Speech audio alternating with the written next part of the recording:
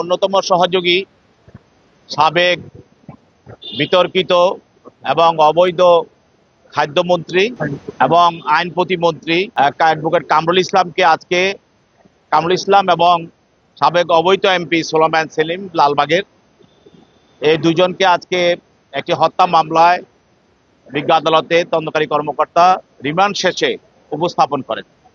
এই ঘটনা ঘটেছিল, আপনারা জানেন যে বিএনপির 28-10-23 তারিখে জনসভা কেন্দ্র করে বিএনপির অফিসের সামনে যে জনসভাটা হয়েছিল সেখানে পুলিশ, যুবলীগ, ছাত্রলীগ এবং আওয়ামী লীগ যৌথ আক্রমণে গুলি চালায় এবং সেই জনসভাটাকে পণ্ড করে দেয় এবং ওই জনসভায় পুলিশের গুলিতে যুবদল কর্মী শামীম নিহত হয়।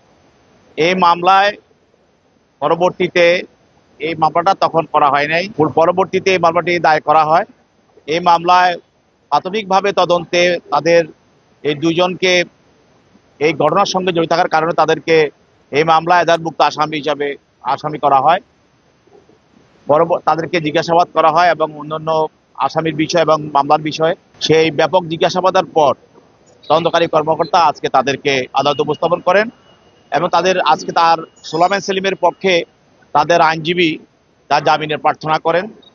আমরা বলেছি যে আজকে দেশের ফ্যাসিস্টের সহযোগীরা দেশে অশান্তি করার চেষ্টা করছে।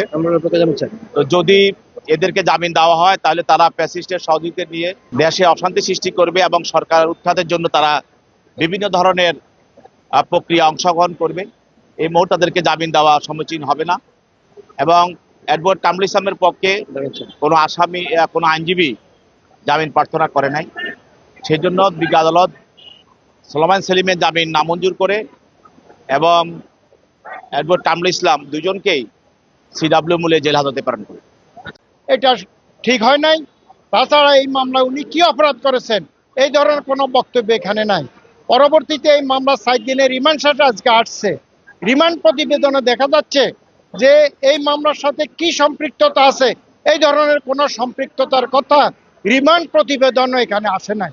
সেহেতু আমরা বলছি, যেহেতু সে একেবারে অল্প বয়সের এবং সংসদ সদস্য ছিলেন, তাকে যদি জামিন দেওয়া হয় তাহলে পালানোর কোনো সম্ভাবনা নাই। মাননীয় আদালত তার জামিন শুনানির পরে নামঞ্জুর করেন। সাথে সাথে অ্যাডভোকেট কামরুল ইসলাম সাহেবকেও এই মামলা 7 দিনের রিমান্ডের পরে মাননীয় আদালতে আনা হয়। এই মামলায় উনার সুনির্দিষ্ট কোনো অভিযোগ নাই।